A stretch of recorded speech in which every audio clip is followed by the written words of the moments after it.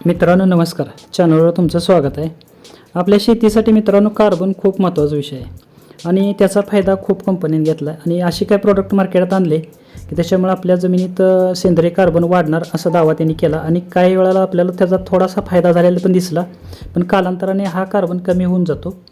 तर आपण आपल्या शेतावरच करू शकतो आपण स्वतः असे काही छोटे छोटे उपाय आहेत की त्याच्यामुळे आपला सेंद्रिय कार्बन वाढायला मदत होईल। चला तर मग आपण ह्याची एका छोट्या छोट्या उपायांची माहिती घेऊया।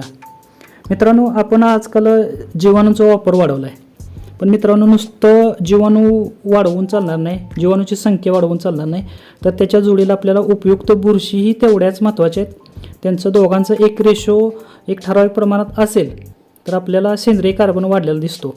आता या दोन्हीतला फरक कसा आहे बघा। जीवाणू हे जगतात कशावर, तर लवकर कुजणाऱ्या आणि हिरव्या सेंद्रिय पदार्थावर त्याचं ते विघटन करतात आणि त्यातून तयार झालेला कार्बन लवकर हवेत मिसळतो, म्हणजे तो लवकर विघटन होतो आणि लवकर नष्ट होतो। तसं त्याचं जीवाणूंचं शरीरसुद्धा लवकर कुजतं आणि त्यांनी त्याच्या शरीरात साठवलेला कार्बनसुद्धा लवकर संपतो। तर याच्या उलट आहे अगदी बुरशीचं। बुरशी ह्या काय करतात, तर जास्त लिग्निन असलेल्या लवकर विघटन न होणाऱ्या आणि लाकडी भाग असलेला म्हणजे कठीण भाग असतो तो कठीण भाग असलेल्या पदार्थांनी त्या हळूहळू कुजवतात आणि त्यातून तयार झालेला कार्बन त्यांच्या जाळ्यामध्ये त्या साठवून ठेवतात आणि हा साठवलेला कार्बन तो जास्त काळ टिकणार असतो। आता ह्या जीवाणूंचं आणि बुरशींचं योग्य प्रमाणात वापर असणं महत्त्वाचं आहे। आता जंगलात बघा हा रेशो जर आपण बघायला गेलो तर 100 भाग बुरशी असतील तर तिथं 1 भाग फक्त जीवाणूंचा असतो आणि आपल्या सेंद्रिय शेती करणाऱ्या किंवा चांगल्या जमिनीत सुद्धा याचा वापर कसा आहे, तर बुरशी अर्धा टक्का आहेत आणि 1 भाग जीवाणू आहेत। मग एवढा मोठा फरक असल्यामुळं आपल्या जमिनीत सेंद्रिय कार्बन जास्त टिकून राहत नाही किंवा जास्त वाढताना दिसत नाही आणि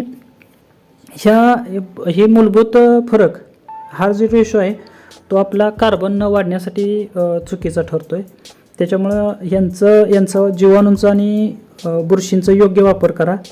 यांचं गणित चुकलं की आपलं गणित चुकणार आहे आणि व्हिडिओ खूप मोठा होऊ नये म्हणून आपण ह्याचं छोट्या छोट्या भागामध्ये रूपांतर करतो आहे। याचा पुढील भाग आपण पुढच्या व्हिडिओमध्ये बघणार आहे, तेव्हा चॅनल सबस्क्राईब करायला विसरू नका।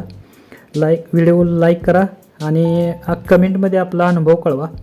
तर पुढील भागात आपण जीवाणूंचं वसाहत कशी असते, झाडांच्या मुळाखाली जीवाणूंची वसाहत कशी असते याच्यावरती माहिती घेणार आहे आणि त्याचा उपयोग आपण सेंद्रिय कार्बन वाढीसाठी कसा होतो ते बघणार आहे।